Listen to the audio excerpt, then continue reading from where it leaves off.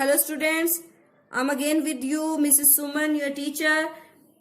Chapter 3 of Jio drainage, उसके हम second part से शुरू कर रहे हैं। आज सेकंड पार्ट में हम पढ़ेंगे ड्रेनेज के पैटर्न को और टाइप्स ऑफ ड्रेनेज पैटर्न, उसके बाद हिमालयन रिवर्स के बारे में। ठीक है, हमने जो है फर्स्ट उसमें पढ़ा था ड्रेनेज क्या है, ड्रेनेज बेसिन क्या है, हिमालयन रिवर्स की जो फीचर्स हैं और आपकी पेनिनसुलर रिवर की फीचर्स को हम पढ़ चुके हैं। अब हम पढ़ेंगे इस पार्ट में आपका ड्रेनेज पैटर्न क्या होता है। कह रहा है क्या कि जब नदियां बह रही होती हैं तो वो अलग अलग प्रकार के पैटर्न बना देती हैं। पैटर्न क्या होते हैं भाई? तरीके होते हैं चलने के, कि वो जब चलती है तो अलग अलग तरीके से चलती हैं। तो कह रहे हैं the streams within a drainage basin form certain patterns depending on the slopes of land underlying rock structures as well as the climatic condition of the area. कह रहे हैं कि ये पैटर्न बनाती क्यों है भाई? बनाती क्यों है? देखो जैसे सांप चलता है ना, तो वो ऐसे ऐसे चलता है, तो ये क्या है? उसका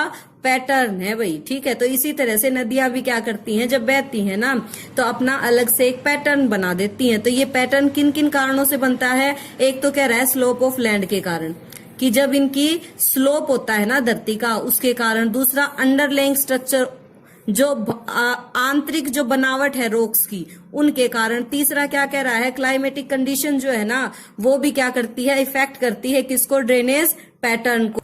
अब कह रहे हैं कि टाइप्स ऑफ आपके ड्रेनेज सिस्टम के टाइप कितने हैं? तो ड्रेनेज सिस्टम के मेनली 4 टाइप बता रहा है भाई। कितने बता रहे हैं? 4 टाइप। पहला तो कह रहा है डेंड्रिक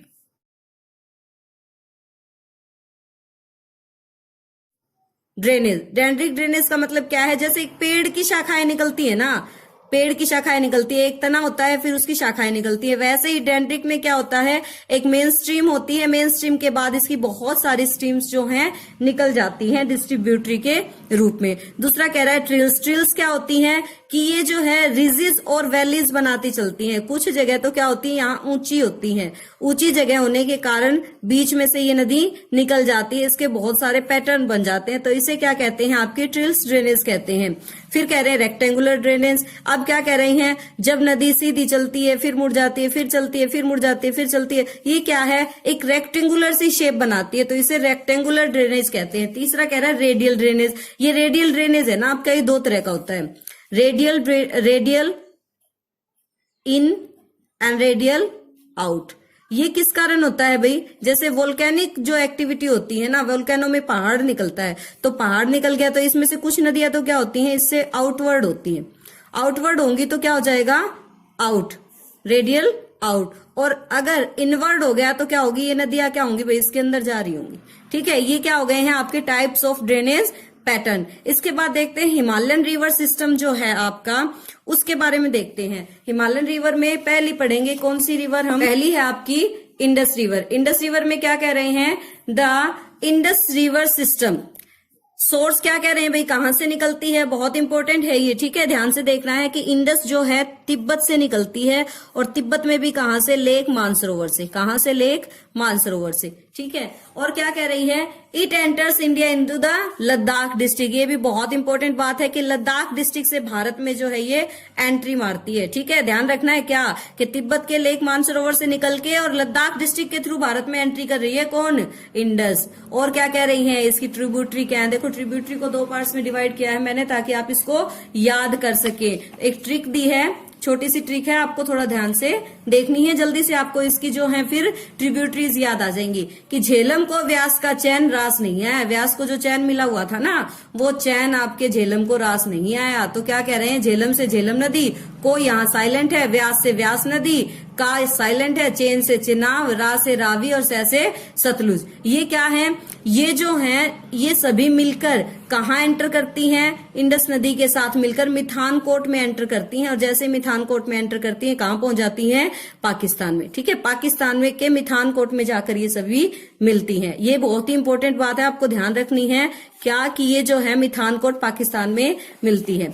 दूसरी जो आपकी ट्रिब्यूटरी है इसकी वो क्या है, जास्कर को नुब्रा का शोक हुंजा ना भाया, यानी जास्कर को नुब्रा एक शोक करता है भाई, शोक हुंजा की बजाय इसको आप हुक्का पढ़ सकते हो कि हुक्का न भाया, कि जास्कर को नुब्रा जो शोक करता है ना हुक्का पीने का वो उसको अच्छा नहीं लगा।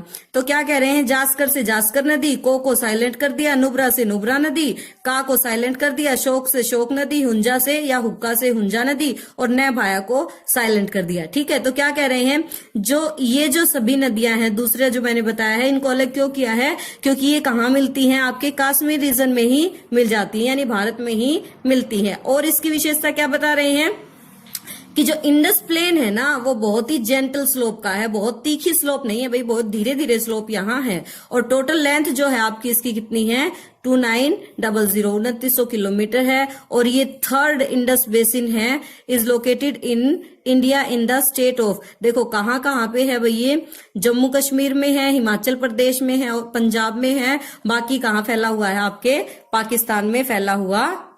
उसके बाद हिमालयन रिवर सिस्टम की आपकी एक और रिवर आ जाती है जो हमारी है गंगा माँ, बहुत ही पवित्र नदी कही जाती है हमारे देश में, तो गंगा माँ है हमारी। इस रिवर सिस्टम के बारे में देखते हैं। इसका सोर्स हम सभी को पता है कि गंगोत्री ग्लेशियर है, गंगोत्री ग्लेशियर से ये भागीरथी के रूप में जानी जाती है। ठीक है, जो हेड वाटर स्ट्रीम है इसकी वो क्या है, भागीरथी है, जो गंगोत्री ग्लेशियर से निकलती है। और इसको जो है क्या कह रहे हैं, ट्रिब्यूटरीज ऑफ गंगा। ट्रिक इसकी बाद में बताएंगे, पहले देख लेते हैं कि कौन सी ट्रिब्यूटरी कहाँ जाकर इससे मिलती है, बहुत इंपॉर्टेंट है आपके लिए। क्या कह रहे हैं, अलकनंदा जो है गंगा से कहाँ मिलती है, देवप्रयाग में। देवप्रयाग कहाँ है आपका, उत्तराखंड में है भाई, ध्यान रखना है।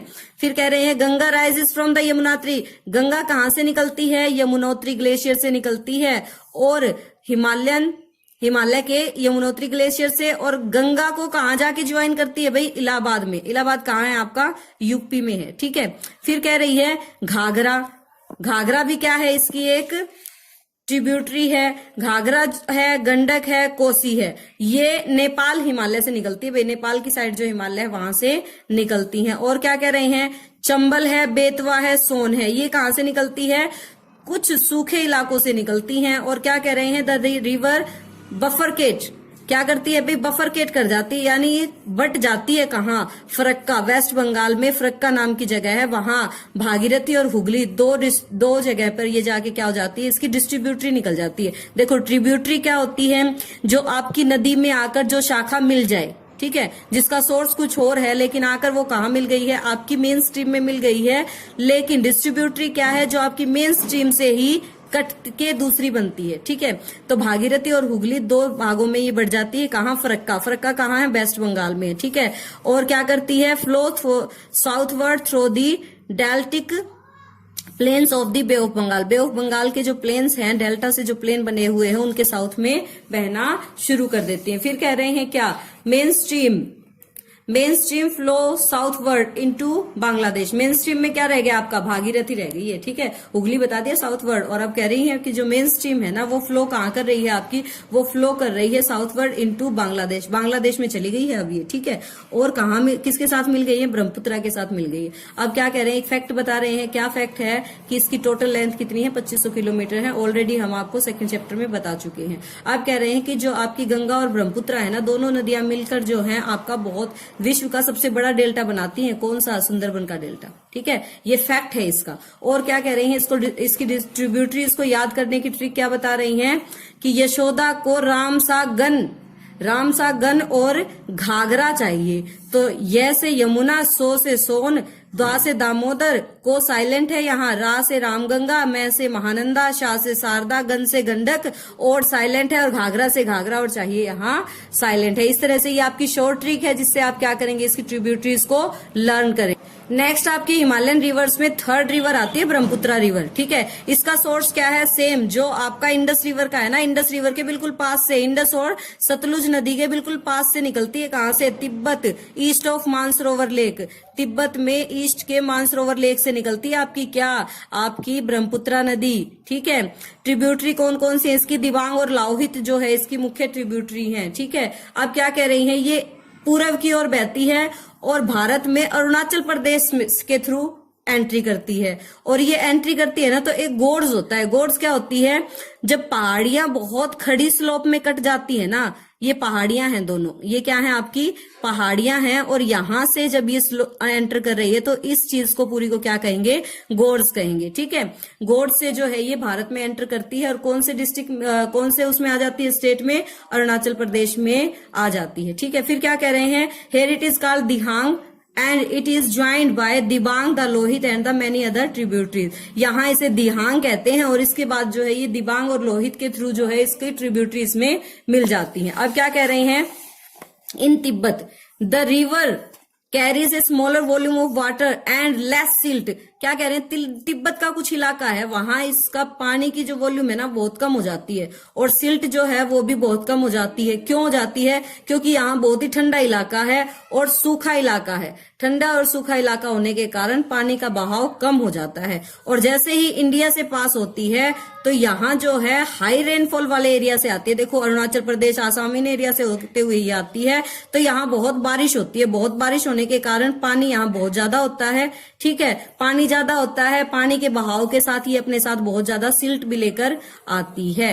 ठीक है, अब क्या कह रही हैं, it form many riverine island. Riverine island क्या होते हैं, हम सेकंड चैप्टर आपका फिजिकल फीचर ऑफ इंडिया में बता चुके हैं। रिवराइन क्या है, वे आइलैंड जो रिवर्स के थ्रू बनाए जाते हैं उन्हें रिवर आइलैंड कहते हैं। ठीक है, और हर साल इनमें फ्लड आती है। फ्लड के कारण जो है ये फ्लड कौन कौन से एरिया में आती है, आसाम में और बांग्लादेश में। ठीक है, अब इसमें एक फैक्ट बताया है क्या, कि माजुली जो आइलैंड है आपका, वो आपकी ब्रह्मपुत्रा रिवर में है, और इसे रिवराइन आइलैंड कहते हैं। ओके, अब इसमें इस पार्ट में हमने क्या पढ़ा है, इस पार्ट में हमने पढ़ा है टाइप्स ऑफ ड्रेनेज बेसिन, और हिमालयन रिवर जो हैं आपकी तीनों वो हमारी कंप्लीट हो गई है। नेक्स्ट थर्ड पार्ट में हम आपकी पेनिनसुलर रिवर्स के बारे में पढ़ेंगे। ठीक है, थैंक यू।